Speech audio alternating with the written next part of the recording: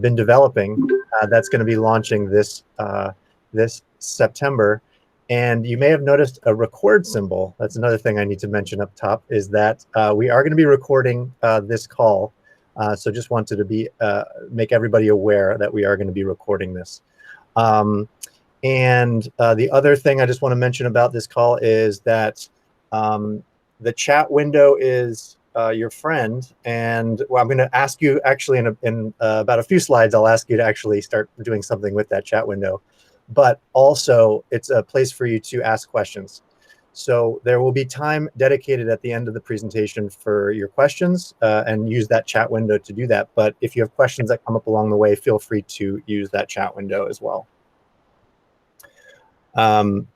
So just the agenda of our call this evening, we're going to describe what is this Village School of South Orange that you may have heard about. We'll talk about the values, the core values of our school. We'll talk about our hands-on approach. We'll talk about the school space, and we will talk about tuition and aid and really the application process and enrollment and how that's going. We'll also finish up with a discussion of where we are in our planning. So with that, I want to introduce the members of the board that are on the call tonight. And I'll go first by introducing myself. My name is Doug Jactel. And I have been a resident of South Orange in this area for about 9 years. I have 2 young children in the area. What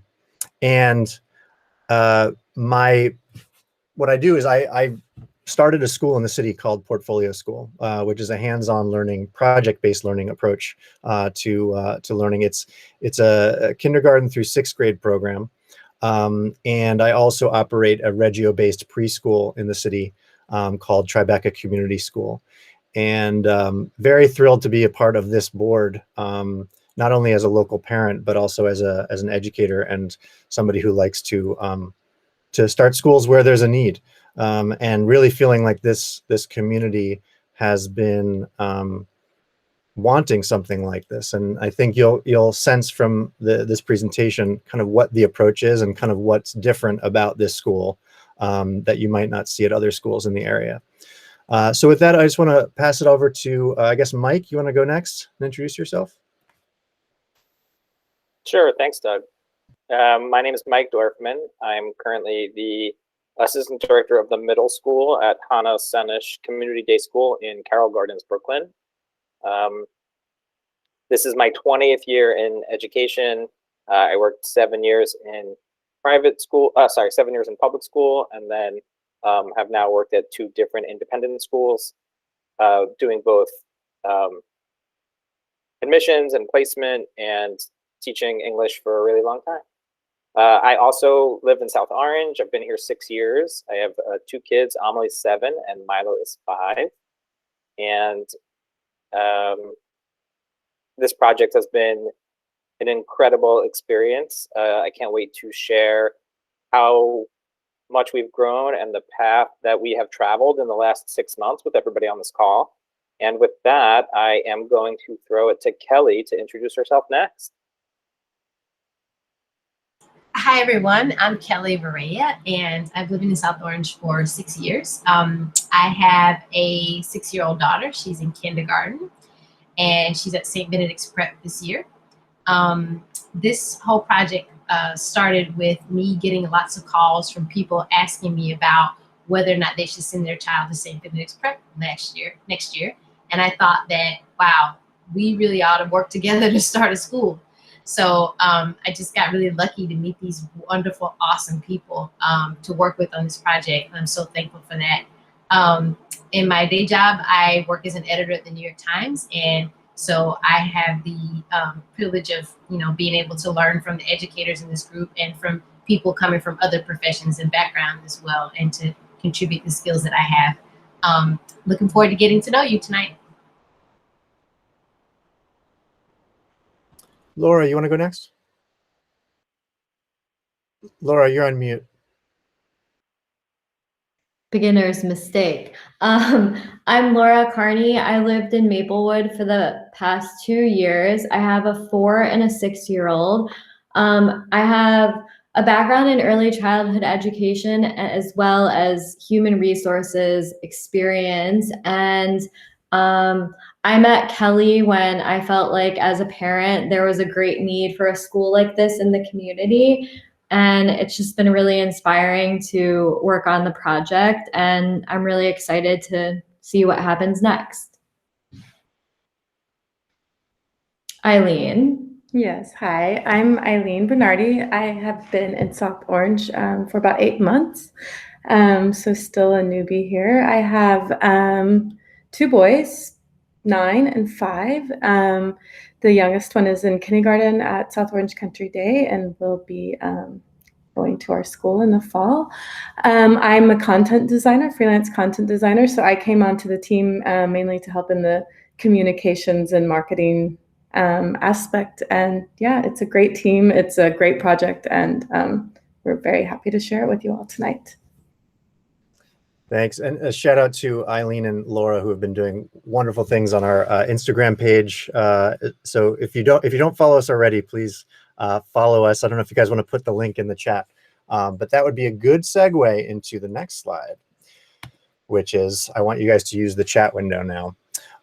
My question to everybody on the call is to think back to your own elementary school experience and put in the chat. It doesn't have to be full sentences. It could be just words, things that you remember, positive, negative.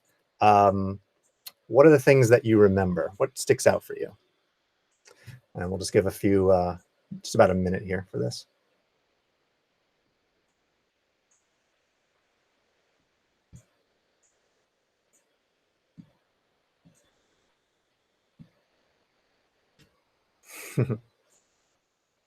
Very cool, Laura.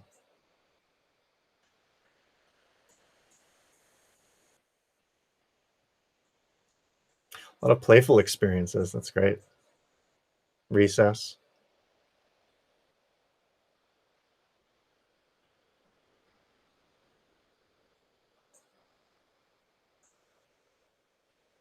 Yeah, so it's just interesting to see the things that people remember as teachers. It's play. It's when you get to be a child, and when those things are celebrated, those are the things and the experiences that you remember. So all positive. Sometimes we get some slightly negative memories that come up on these questions, but I'm glad that these are positive things. I hope the rainforest was a positive experience because it sounded very cool. Now, turning it now to the current moment. Sorry, an amazing Ghostbusters game in gym class. Again, amazing. This is like we've had some creative teachers in your past. That's great. So now, what do you want for your children? If you think about the things that you're looking for, what are the it doesn't have to be obviously as specific as what you remember, but what are things that come to mind that you want for your child?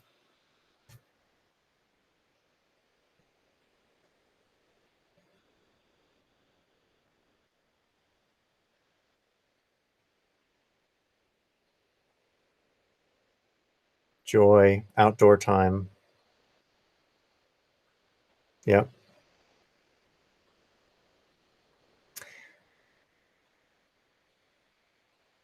Discovery, exploration. That's great. Kind of describing how children naturally are, right?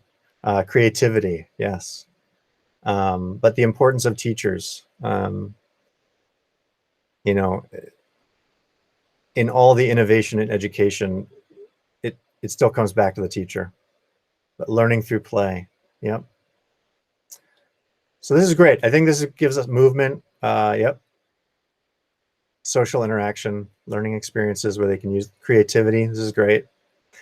So I think that like a lot of these things, thank you, that's really good. Feeling accepted as an individual. You'll hear notes of these things, I think, in our presentation as we get into, you know, what is our school. So this was good. Thank you. So now, what is the Village School of South Orange? Just some like, you know, brass tacks here. It's an independent school that is for primary grades of kindergarten through 5th grade. We are going to be in downtown South Orange. You'll hear later in the presentation about our space and where that is. We're a school that values diversity, equity, and inclusion. And we are community-based. And the sense of community has been something that, you know, we've been talking about a lot as a board. And how that figures into the design of the school is in a few key ways that I just wanted to point out. One is that, you know, we want this school to be a reflection of the community.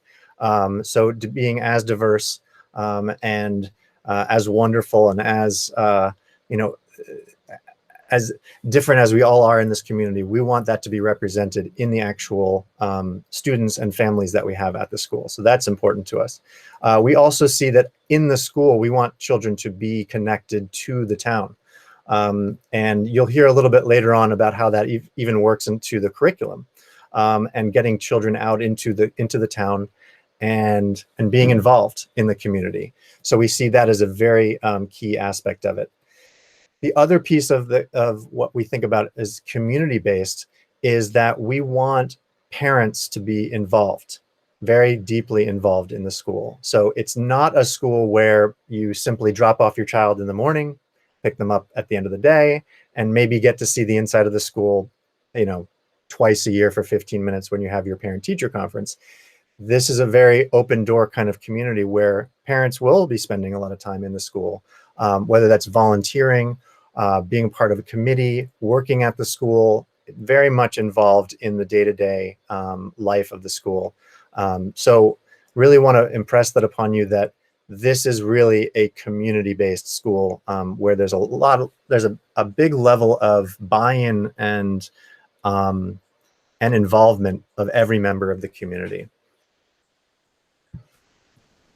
And now I get to pass it off to Mike, talk about our core values. Thanks, Doug. I'm excited to tell you about the core values of our school. First is nurturing intellectual curiosity. Second is creating engaged citizens. Third is cultivating personal harmony and mindfulness. And fourth is exploring the world with hands-on learning. And I think in the next slide, we're going to unpack those a little bit for you. So what do we mean by nurturing intellectual curiosity? We really want to emphasize critical thinking and create a space for open dialogue and asking tough questions. We have an inquiry-driven curriculum. You're going to hear later from Laura about some of the details and specifics of what our curriculum looks like and how our values drive what our students are learning and what our teachers are teaching.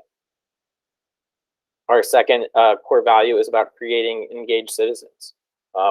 One of the key components of education in America is learning how our democracy works and seeing it in action. One of the things we really like about our space is that it also doubles as a place where everyone in town goes to vote and as a community space as well. So we want to create engaged citizens. Another way we're going to do that, like Doug mentioned, is by leaning into and being a part of the community. Already we've reached out to some really exciting partners in town who want to come and share their specialties with us, or who would love our students to visit them. And that's anywhere from musicians, actors, you know, workers in some of the neighboring businesses who have terrific stories and skills about baking and sewing and cooking. So there's just so much talent within our two towns, and we're really excited for our kids to explore and take advantage of everything our community has to offer. Third is cultivating personal harmony and mindfulness.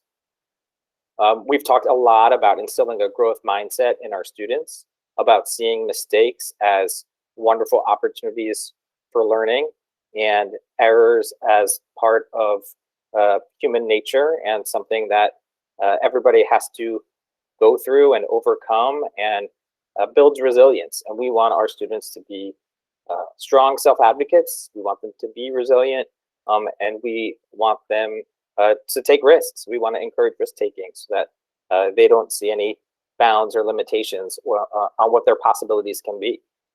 And fourth, we want our students to explore the world with hands-on learning. We want them to learn by doing.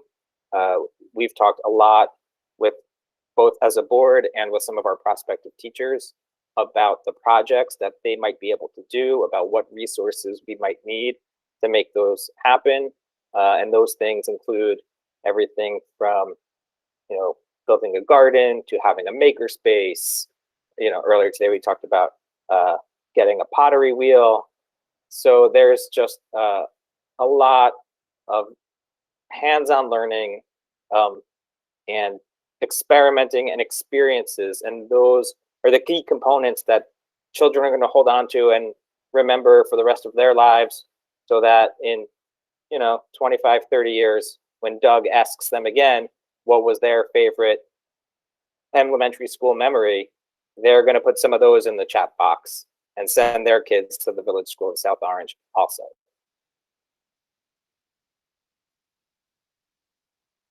So that leads us to our core beliefs. So these are those. We believe that the student-teacher relationship is a critical foundation for learning. We believe in achieving a balance between depth and breadth of knowledge. We believe in progressive education. We believe that children need to move, play, and be outdoors. We believe that schools should serve the needs of the whole child. And we believe that schools should be joyful. And that leads to our approach.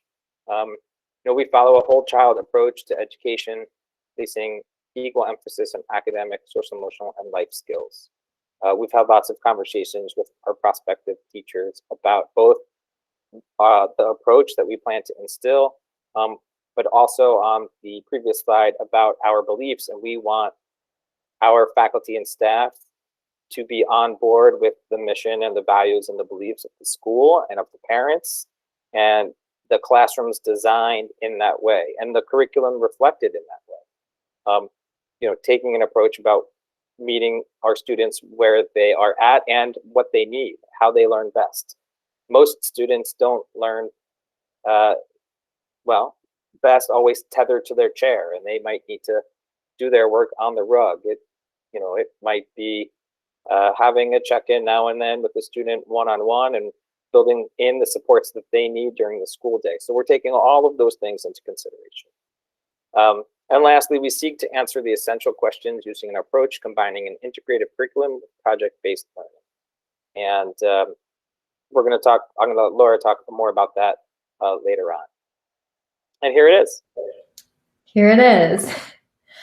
So at the village school, we've been saying this over and over again, but we plan to provide hands-on and experiential learning. And that means we want learning that leads the students down their own path of discovery, and learning that also has context and meaning in their lives. And at the same time, we do plan to follow the New Jersey learning standards. So we want to give you an example of sort of a project that we like to call Farm to School that showcases how this would work. And for this example, we used a first grade social studies standard that concentrated on economics, innovation, and technology. So I want you to imagine a classroom full of children. And I'm sure you all know with kids, it all starts with one driving question. And you want the question to have meaning to the kids. So in this case, the question is, how do we get the food we eat? That would be the beginning of a classroom conversation where the children would chart their answers and have a discussion. And this discussion would lead to the discovery of different food sources and bring the children to an exploration of local businesses and farms where food is grown or sold. Following that discussion, the teacher and the children would plan a trip to a farmer's market. And prior to the trip, the children would create a list of questions for the farmers. What are their predictions? What will be in season? What do we think we will find? And we would take it even further by having the children draw maps to the market and plan a budget for the things that they want to purchase. At the farmers market, the children would interview the farmers and ask their questions and use the budget and their math skills to determine what purchases they make. Once they're back at the classroom, the children would have the opportunity to research questions that they have using books or computers, which also ties right into some of the technology and reading standards as well. And once the children had a chance to explore with their produce, they would research recipes for the food, cook, and even create a cookbook by listing, the steps for their recipes and illustrating them. And that's also something that could add to the community. The children could distribute their cookbooks to the families as well. And following the farmers market trip, we would also plan to visit local establishments, and each business would represent a different aspect of food distribution. And then the children could compare and contrast and chart the different ways that food gets to each establishment. And then to bring this project full circle and connect with the community, which is another aspect of our mission, we would have the children visit Our Lady of Sorrows food pantry and then design and implement a food drive and collection of their own. And the great thing about this type of learning is that through the entire process, if other interests related to the topic pop up, the teachers can add sub-projects related to these interests. And of course, the read alouds and small group reading books would also be chosen with this theme in mind. So as you can see, in addition to the social studies standard, the Farm to School project really organically ties to the other academic standards: writing, reading, math, nutrition, computer sciences, and through natural discovery and exploration, the children get to take charge of their learning. We just feel like there are so many ways to make learning hands-on, fun, and interesting, while also adhering to the guidelines. And this is just an example. So let us know if you have any more curriculum-related questions. And if you would like to take a closer look at this specific project, we plan to add the full version to our website tomorrow. So that's it.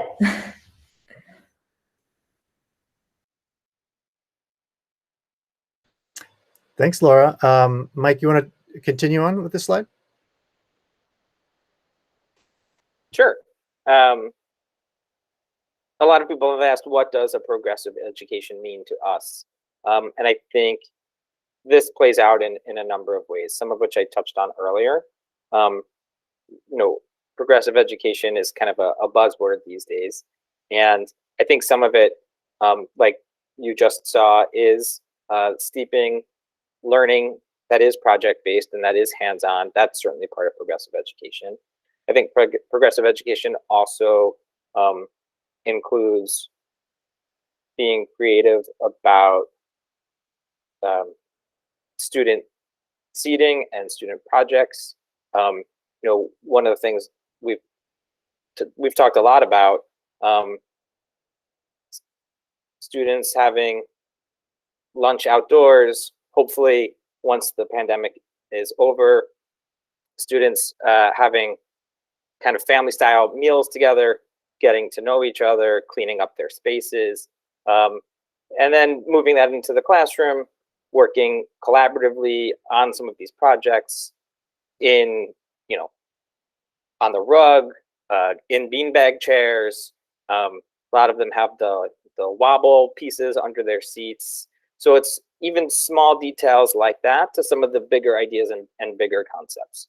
Also, part of progressive education when it comes to our teachers, we've talked to our prospective hires about using a framework called Understanding by Design to build their thematic units so that they align with the curricular standards. And we start with the end goal, with the project in mind, and then we build a roadmap on how we're going to get the students to this project? What are the skills they're going to need to learn? What are the standards they're going to meet? What is the knowledge they're going to have in order to create an illustrative cookbook, in order to measure and plant a garden, in order to build an urban landscape in their own classroom, in order to create their own dinner set from pottery, whatever the project is, and the math skills that they're going to need, and the language arts skills that they're going to need, and social studies and science-based standards. What are the experiments that students are going to have to do, and that they might fail and they might have to do again to learn from? So all of that falls under the umbrella of a progressive education, and is what we mean when we say that, and really put that out there as something that I think identifies us as a unique and individual school in our community. So to that end, we've spent a lot of time thinking about our teachers and our staff. I think at this point we've gotten almost 80 resumes of teachers who want to teach at this school. There's a lot of excitement out there. People are really excited about our mission, about having some of this curricular freedom, and about doing things differently than perhaps the public or charter school or even independent school where they are currently. And so we are sifting through those resumes very carefully and interviewing a lot of those teachers, and also having them do demo lessons, demonstration lessons, so that we can see how they teach, and then evaluate them on that.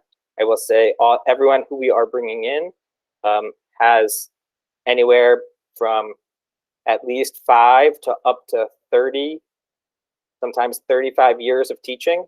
So we're really looking to pick the best and most creative and hardworking faculty and staff to make all of what you're seeing here come true and a reality next September.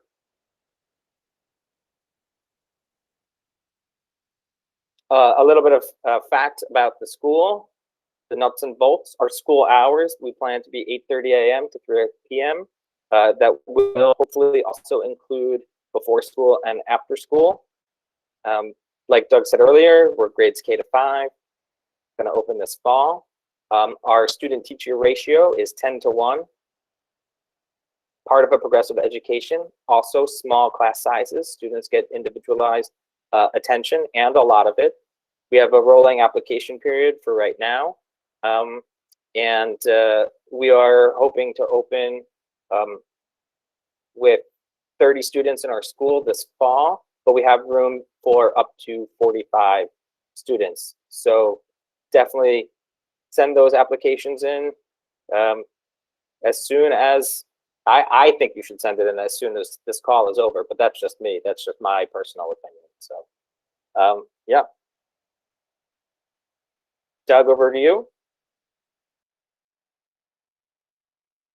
So the space that we are in talks with right now, and you'll see in our timeline in just a few slides where we are in this process, is a space that's, you can see on the map, it's right where South Orange and Irvington separate, as part of the church, but there was the weekday preschool that used to be in this space, and they vacated this space about 1.5 years ago. And so it's a space that, lucky for us, is already zoned for a school. So we can operate on that first floor, which is great for us. We can open there in September. Obviously works into our timeline very well. It has a lot of character. It's a great old building. And the other great thing about this space is that it has a second and third floor that we're looking to grow into in future years. But as Mike said, on that first floor, we are at max capacity at 45 students, which is another good reason to suggest that if this is something that you're interested in, make sure that you do apply, because you'll see in a few slides where we are with enrollment already. We will probably reach that number relatively soon. So if you're interested, please do apply. I believe now Kelly, you want to take over here and ride for a while? You're on mute, by the way. Hi, everybody. I want to talk to you a little bit about ways to give and to be a part of what we're doing here. Since we're focused so much on building the community around the school and really making the school accessible to the community at an affordable price point, we're going to be very, very focused on raising money for the school. We really want to create a strong endowment. And so one of the things that we've done as a board is to seed the endowment to be able to provide some financial aid for the incoming class. And I'm really excited about that, that aspect of it for the first class. At the same time, we're going to be a school where we'll actually ask families that are earning more than $200,000 a year to make an annual contribution to the endowment so that we can grow that and really build the type of school that we want all of our children to have.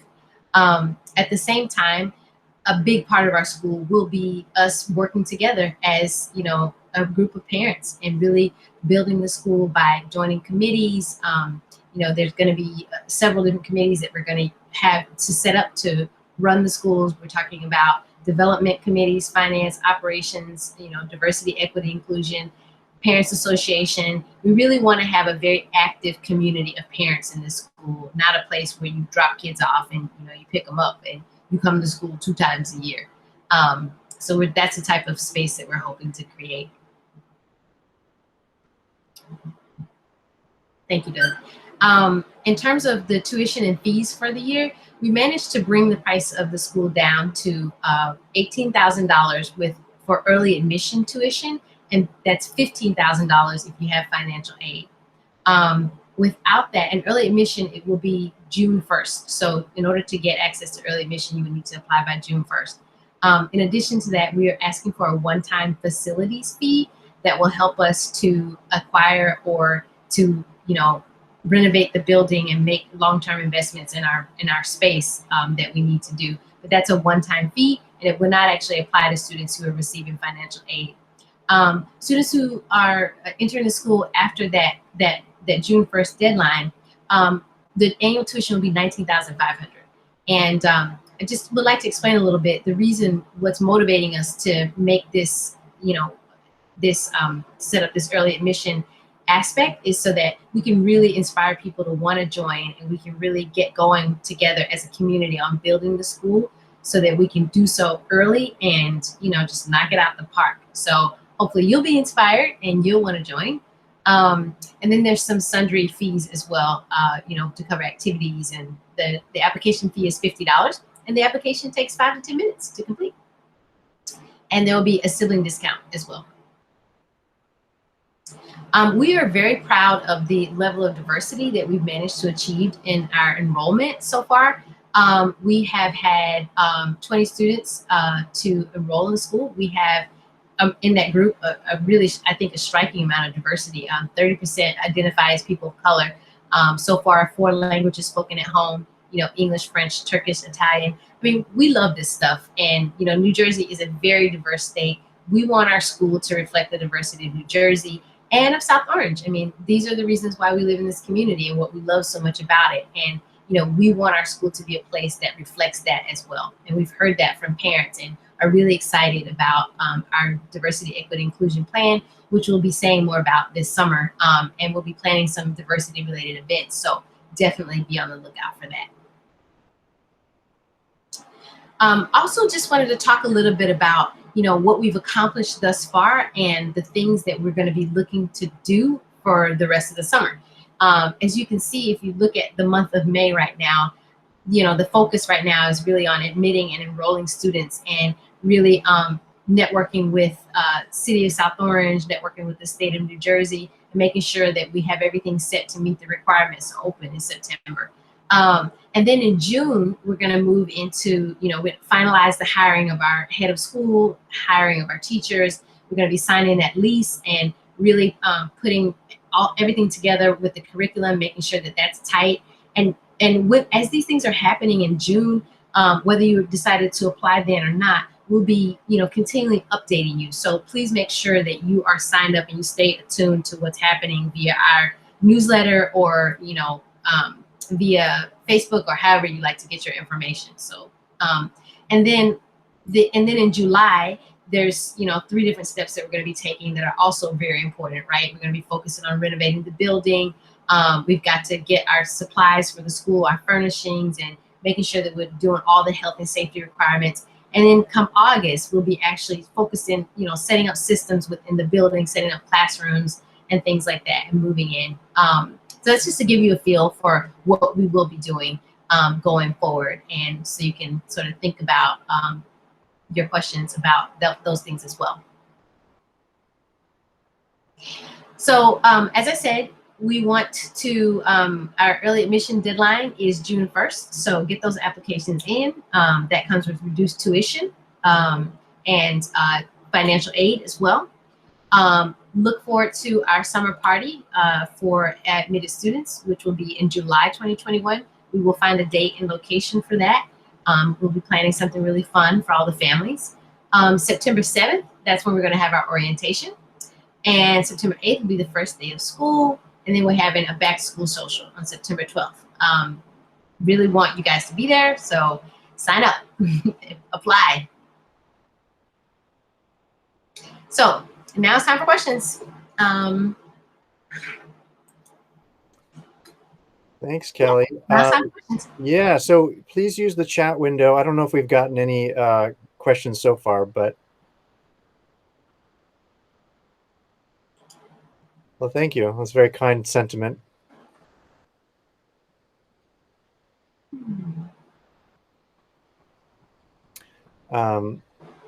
This, we see this as kind of the first step. If this is your first introduction to the school, where, as was mentioned, there will be other opportunities to meet us, whether that's in person or another Zoom call like this. But so if there's questions that come to you, you sit with this idea, you talk about it as a family, you think about it. Please reach out to us. I don't know if somebody on our team can put our email, and I will plug the May 23rd event. It's going to be an incredible event on May 23rd that you all should come to. If you follow us on Instagram, that's probably the easiest way that we'll be getting that information out to you. But you can also sign up for our newsletter on our website. And that way you will be in the loop and you won't miss out on May 23rd and other such events coming up.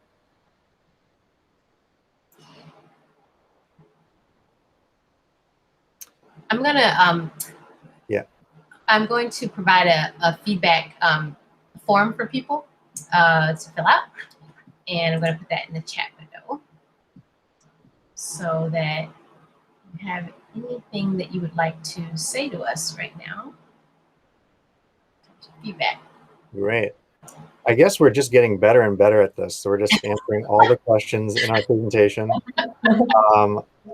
I do have to commend my colleagues on doing a great job tonight, explaining the vision of the school and the approach. So, but if there are any questions, please, we want to keep this open for a few more minutes.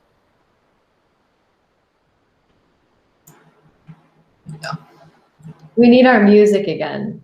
Yes. We need to have a different soundtrack for Q&A. Wonder who it would be.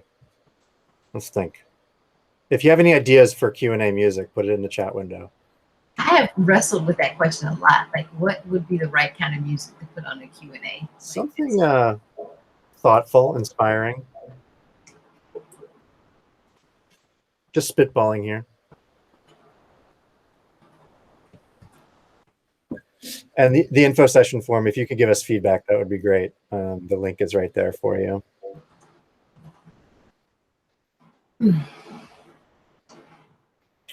All right. Well, amazing, everybody. Thank you so much for taking up your time this evening with us. And we look forward to seeing you in person at one of our events, May 23rd. We'll see you there. Let's keep in touch. Thanks, everybody. Yeah. Thanks. Bye. Thank you. Bye.